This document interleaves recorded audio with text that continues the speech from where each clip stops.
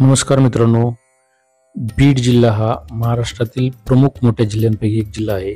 या जिल्ह्यामध्ये बालाघाटच्या डोंगर रांगा, तसेच काही ठिकाणी सुपीक प्रदेश आणि या ठिकाणचं वातावरण अशा विविधतेने नटलेला हा जिल्हा। बालाघाटच्या डोंगर रांगामध्ये साकत चौतडा आणि कपिलधार असे दोन प्रमुख धबधबे आपल्याला या ठिकाणी पाहायला मिळतात। कपिलधार या ठिकाणच्या धबधब्याला शिवकडा असंही म्हटलं जातं।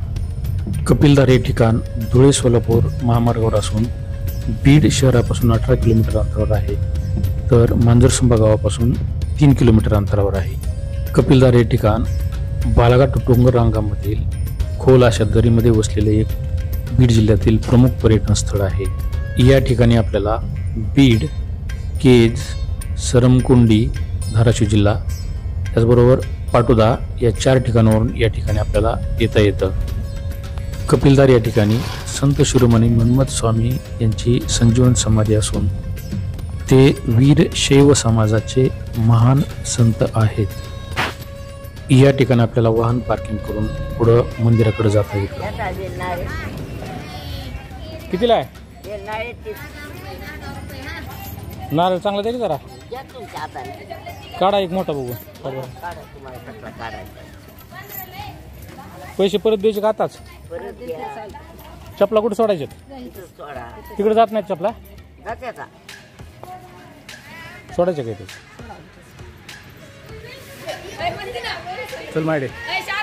संत मन्मथ स्वामी यांचा जन्म 1560 मध्ये नेकनूर या गावी झाला। त्यांच्या आईवडिलांचं नाव पार्वती आणि शिवलिंग स्वामी असं होतं। ते मूळ कळंब तालुक्यातील धाराशिव जिल्ह्यातील आहेत।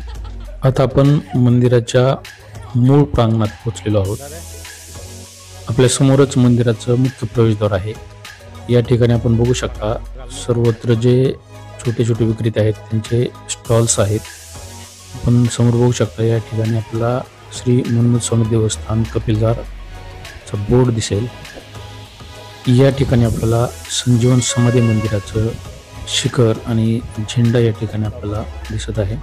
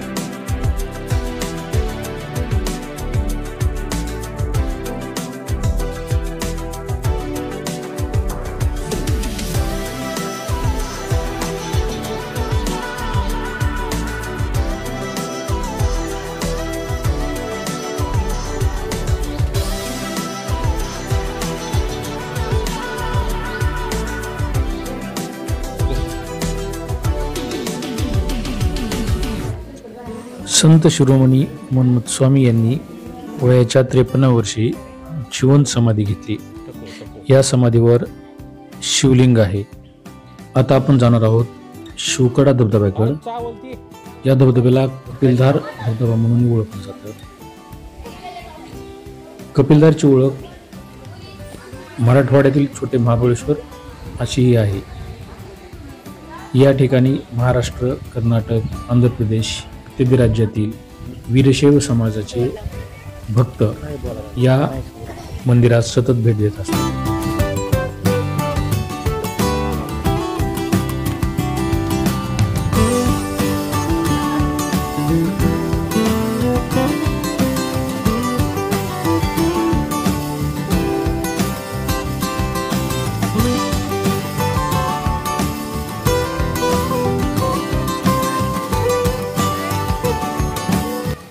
आधी जाऊ पाण्यात पाय धुतो सई।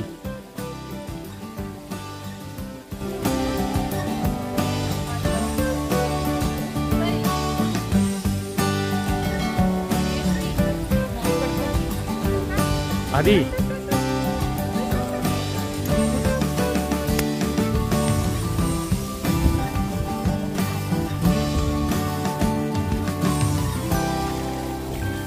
सध्या डिसेंबर महिना चालू असल्यामुळं या ठिकाणी धबधब्याला अतिशय कमी प्रमाणात पाणी आहे। पावसाळ्याच्या सीझन मध्ये हा धबधबा अतिशय जोरजोरात वाहत असतो। या ठिकाणी कार्तिक महिन्यामध्ये मोठी यात्रा असते।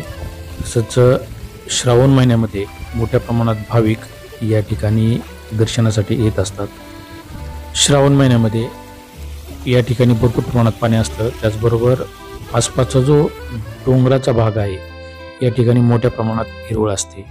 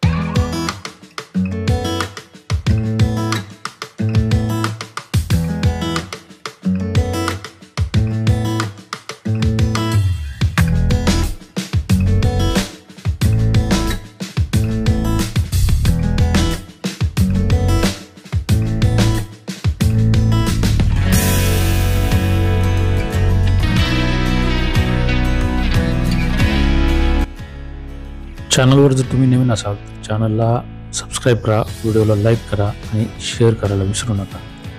कपिलधार हे धार्मिक स्थळाबरोबरच पर्यटन, सांस्कृतिक आणि इतर कार्यक्रमासाठी या ठिकाणी मोठ्या प्रमाणात भाविक आणि सतत लोक येत असतात। या ठिकाणी मोठ्या प्रमाणात विवाह समारंभ आयोजित केले जातात आणि त्याची उत्तम अशी व्यवस्था या ठिकाणी केली जाते। तर अशा ह्या सुंदर आणि धार्मिक, सांस्कृतिक आणि पर्यटन स्थळ असणाऱ्या कपिलधारला अवश्य भेट द्या।